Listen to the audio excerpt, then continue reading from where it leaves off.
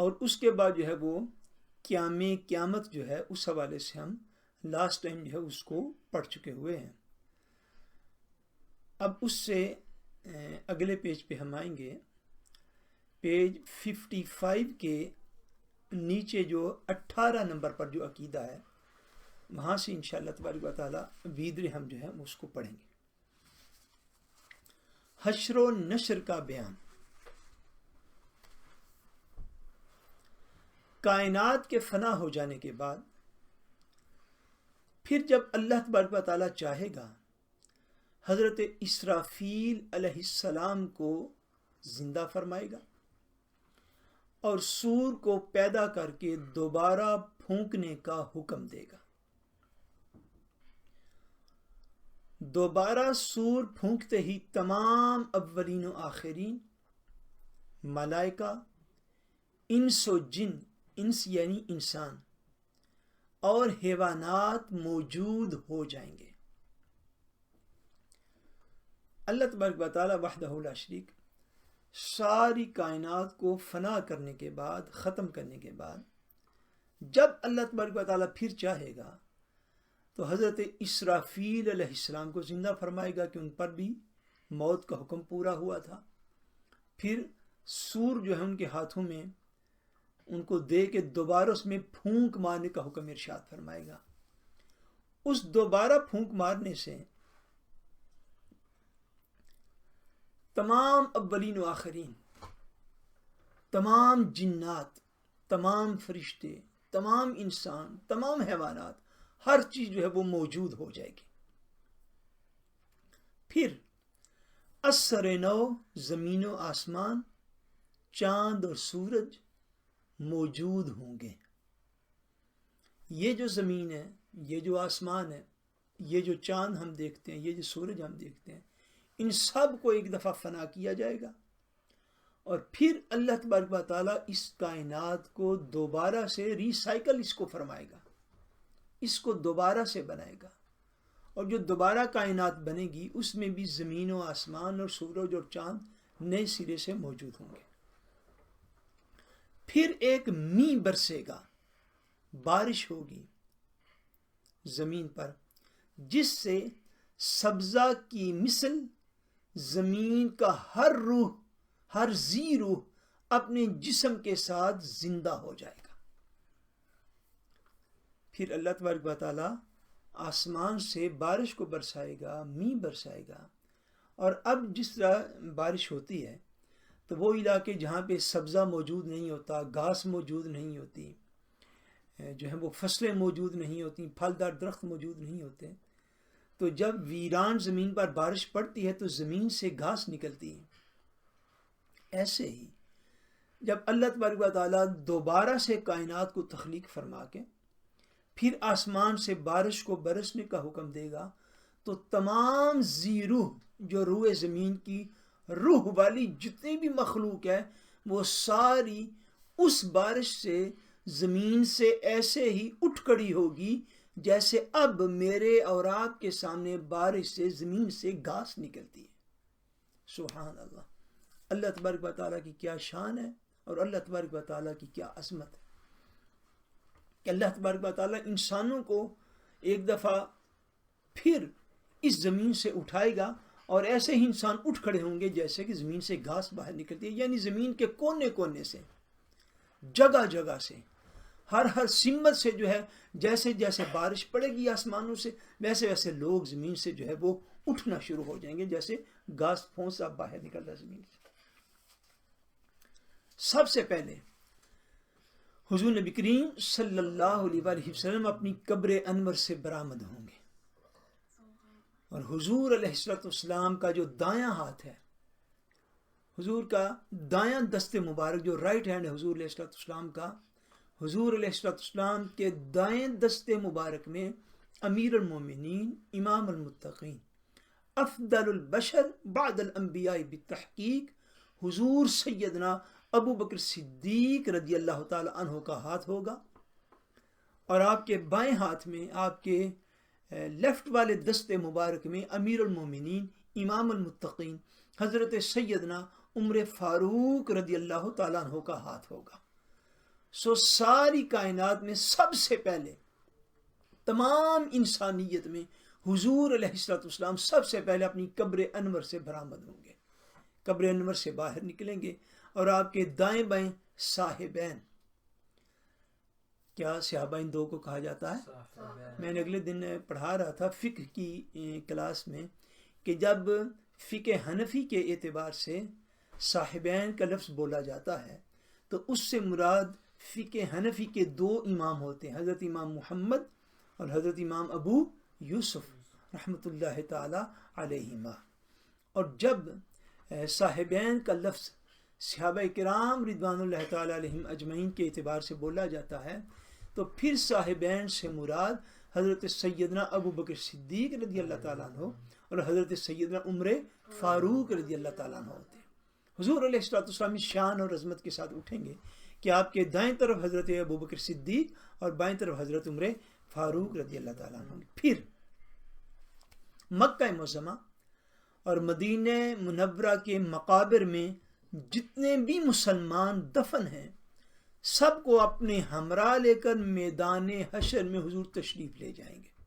حضور پاک علیہ السلام جب اپنے قبر انور سے اٹھیں گے تو آپ وہاں سے سیدھا بقیع میں تشریف لے جائیں گے، اور بقیع میں جتنے بھی مسلمان تب تک دفن ہو چکے ہوں گے وہ سارے اٹھیں گے۔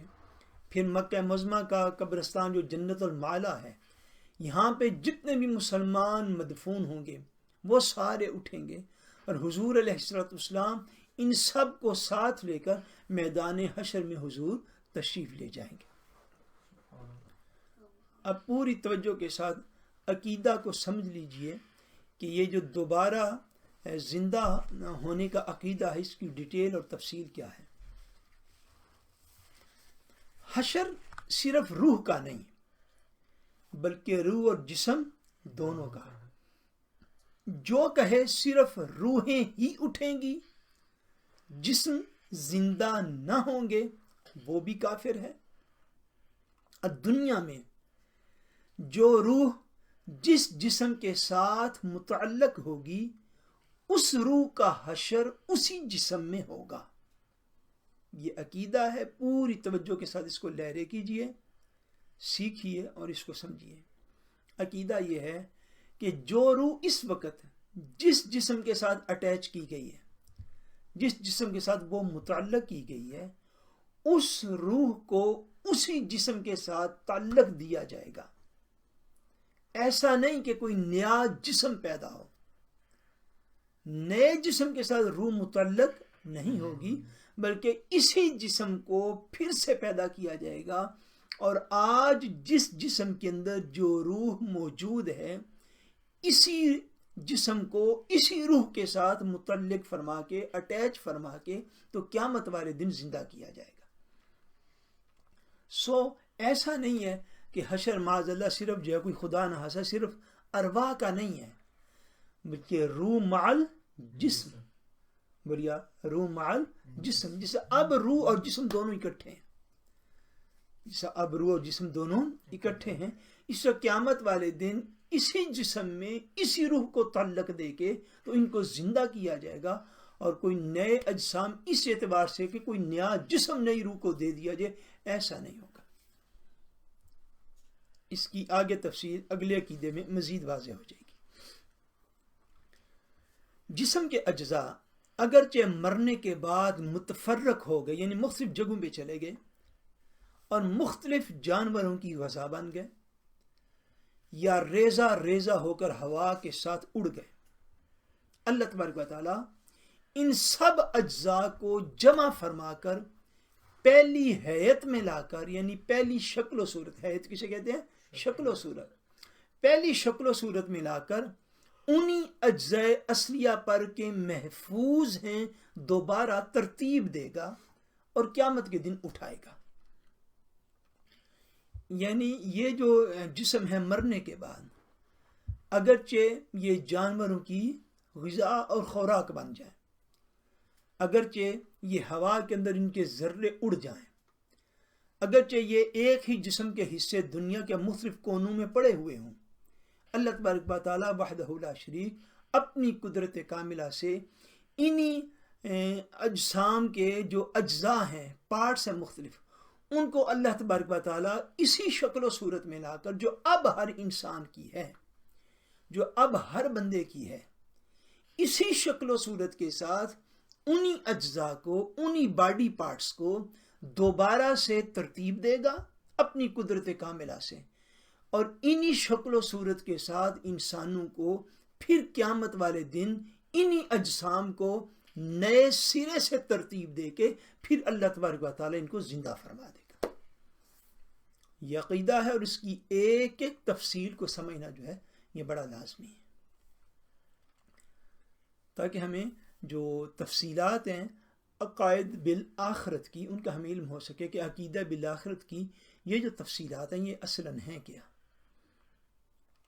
نیکسٹ پڑھیے، آپ کو اور اندازہ ہو جائے۔ جسم کے اجزاء اصلیہ، یعنی اجزاء اصلیہ سے کیا مراد ہے؟ Original body parts.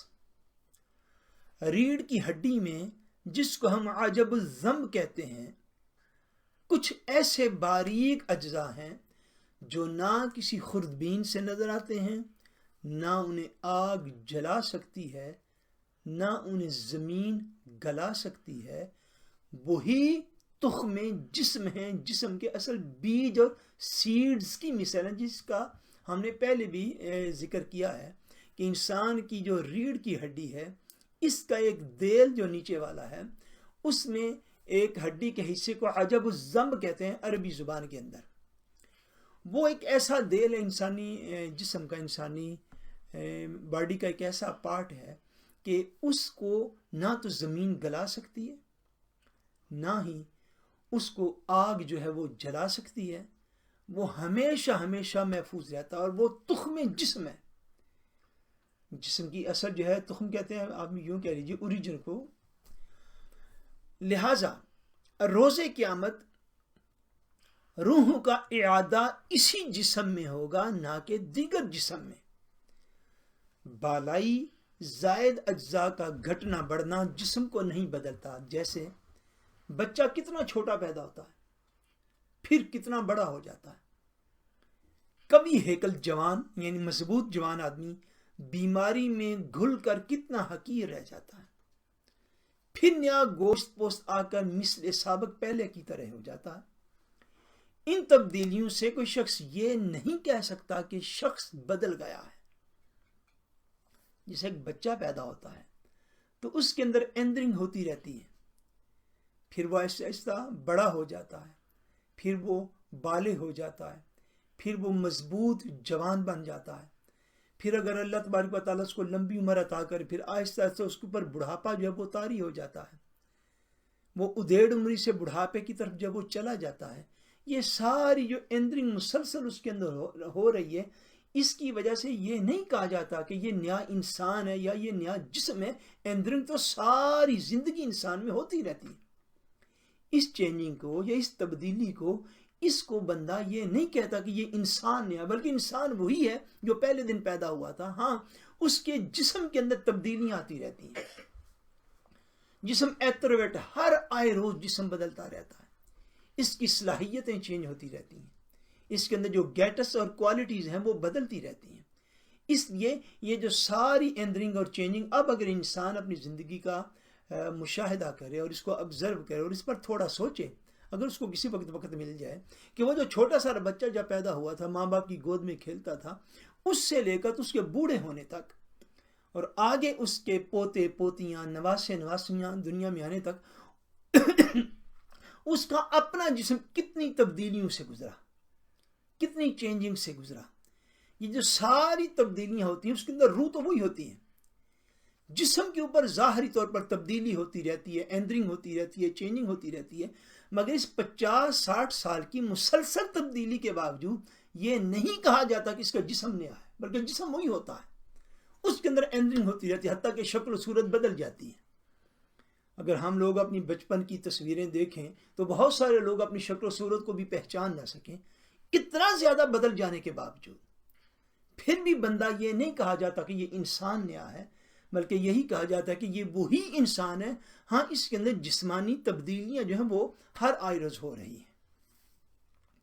بالکل اسی طرح اللہ تبارک و تعالیٰ وحدہ لا شریک انسانوں کو انہی اجسام کو دوبارہ سے ترتیب دے گا.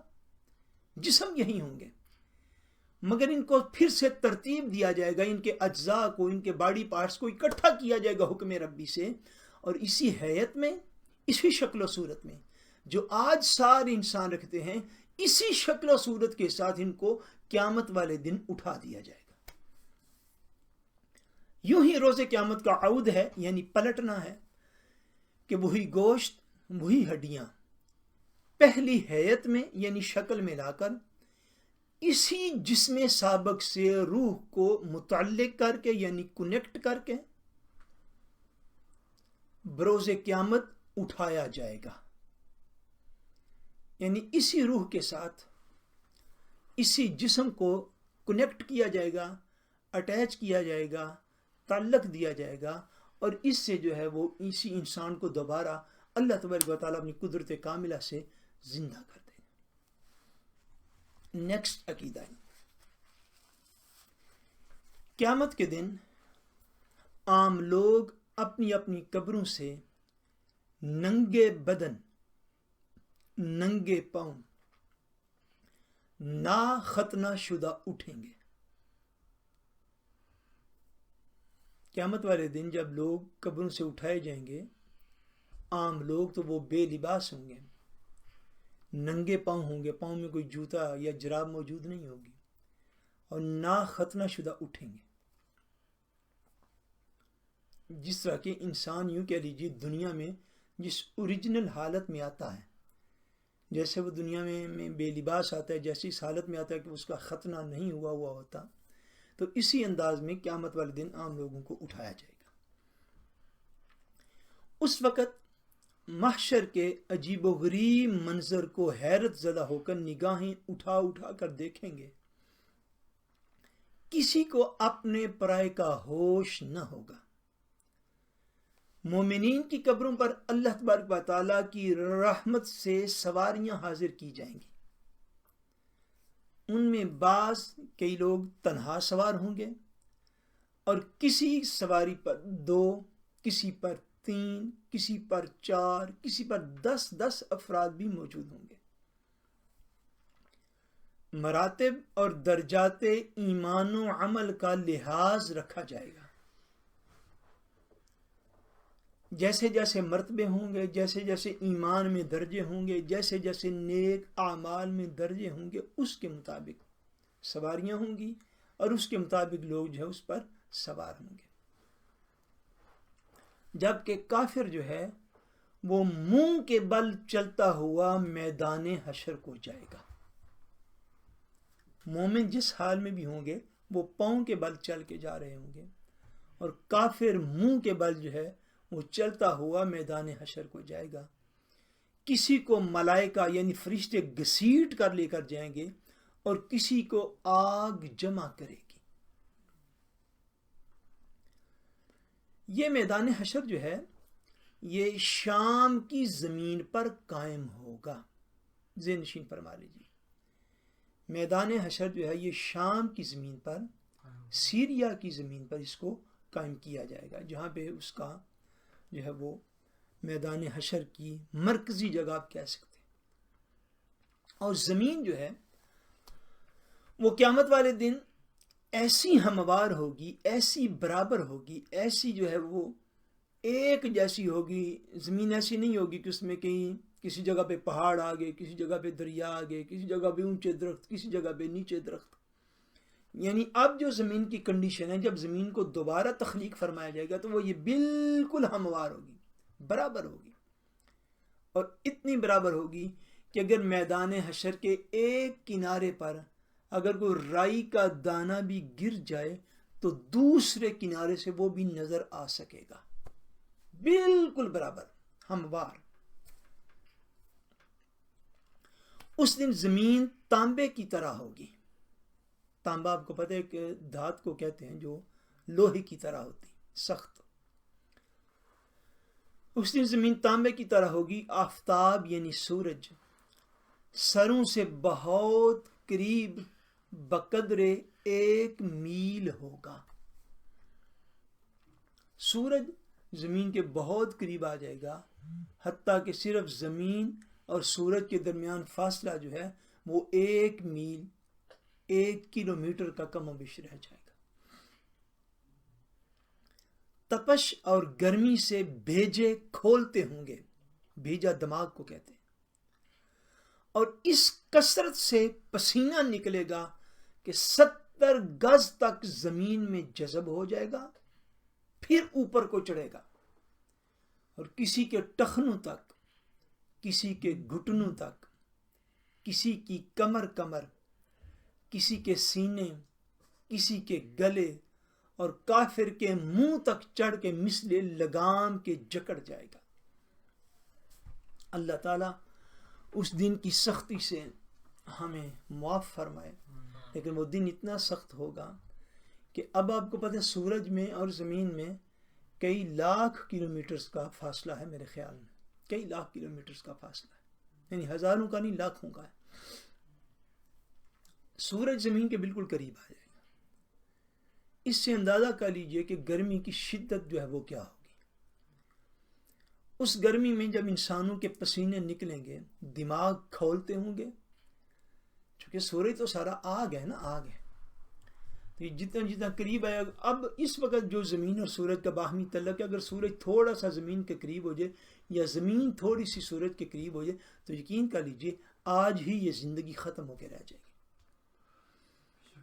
اب جب وہ جسموں سے پسینے نکلیں گے تو پسینے جسموں سے نکل کر 70 گز تک زمین میں جذب ہونے کے بعد اوپر کو چڑھیں گے، اور پھر ہر شخص کے ایمان اور عمل کے مطابق، عقیدہ اور عمل کے مطابق، کسی کا پسینہ اس کے گھٹنوں تک ہوگا، ٹخنوں تک ہوگا، آنکل ہم جسے کہتے ہیں، کسی کا گھٹنوں تک ہوگا، گھٹنوں کو کیا کہتے ہیں؟ کھنے تک کسی کا ہوگا، کسی کا اس کے آگے کمر تک، رگ تک چڑھ آئے گا، کسی کا اس کا چیسٹ اور سینے تک آ جائے گا، کسی کا اس کے منہ تک آ جائے گا، حتیٰ کہ کافر جو ہے وہ منہ تک اس پسینے کے اندر غرق و شرابور ہو جائیں گے، اور وہ اس کو جیسا لگام جو ہے وہ جکڑ لیتی ہے جانور کو، وہ ان کو جکڑ لیں گے، جس میں وہ ڈبکیاں کھائے گا، زبانیں سوکھ کر کانٹا ہو جائیں گی اور دل ابل کر گلے تک آ جائیں گے، دہشت سے طاقت طاق ہوگی، انسان جو ہے وہ دہشت سے اس کی قوت اور طاقت ختم ہو جائے۔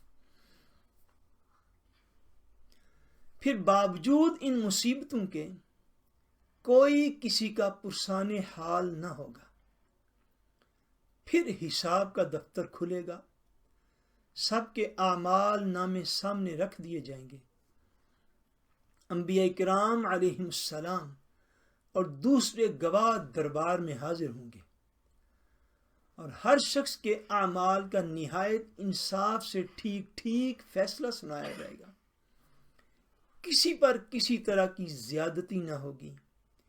ان تمام مرحلوں کے بعد اب اسے ہمیشگی کے گھر جانا ہے، جہاں کسی کو آرام و آسائش کا گھر ملے گا، جس کی آسانی اور راحت کی کوئی انتہا نہیں، اس کو جنت کہتے ہیں، یا تکلیف کے گھر میں جانا پڑے گا، جس کی تکلیف اور اذیت کی کوئی حد نہیں، اسے جہنم کہتے ہیں۔